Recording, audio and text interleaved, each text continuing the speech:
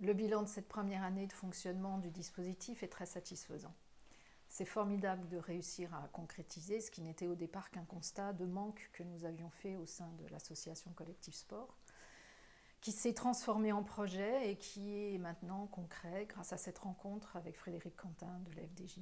En tant qu'ancienne athlète, elle a très vite perçu tout l'intérêt du dispositif. Alors il a fallu le préciser, l'affiner, et je remercie toutes les entreprises partenaires qui se sont associées à cette construction. Il y a un an, nous avons donc pu débuter une longue phase de promotion du programme auprès des sportifs, mais surtout auprès des entreprises à qui je suis allée expliquer le projet et la place qu'ils pouvaient y prendre. C'est nouveau, donc c'est pas simple, mais la plupart a été très réceptive à notre idée. Ceux qui y ont adhéré y ont trouvé une nouvelle façon de concrétiser leur engagement RSE, par exemple. D'autres y ont vu une opportunité de diversifier leur recrutement, de faire rentrer les valeurs du sport au sein de leurs équipes. Et d'autres, simplement, ont été sensibles à l'idée qu'on pouvait bien aider un peu ces sportifs qui font beaucoup de sacrifices juste pour aller nous décrocher les médailles dont on est si fiers.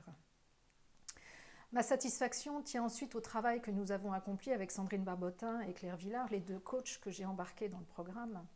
La journée du 13 décembre, où se sont tenues les soutenances des sportifs engagés dans le programme, nous a montré que le dispositif tient toutes ses promesses. Il a confirmé l'intérêt du programme.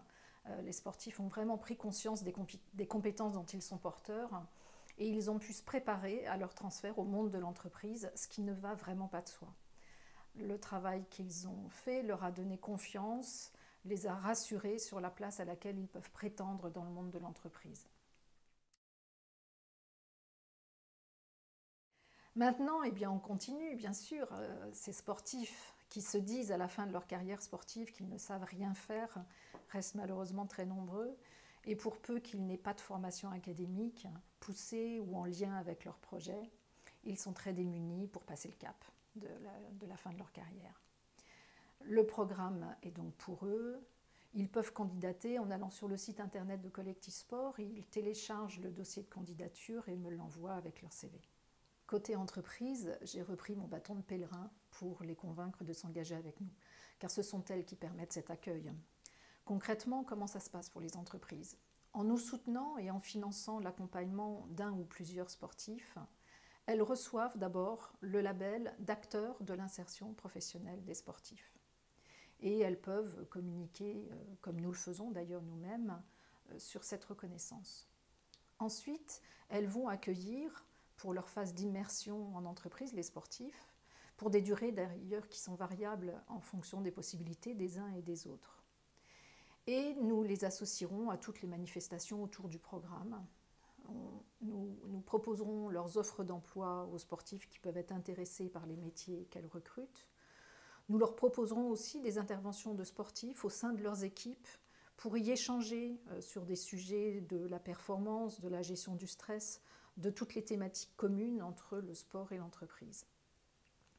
Je vais donc m'atteler à toucher ces entreprises citoyennes qui s'engagent et contribuent à rendre notre société plus bienveillante, plus accueillante.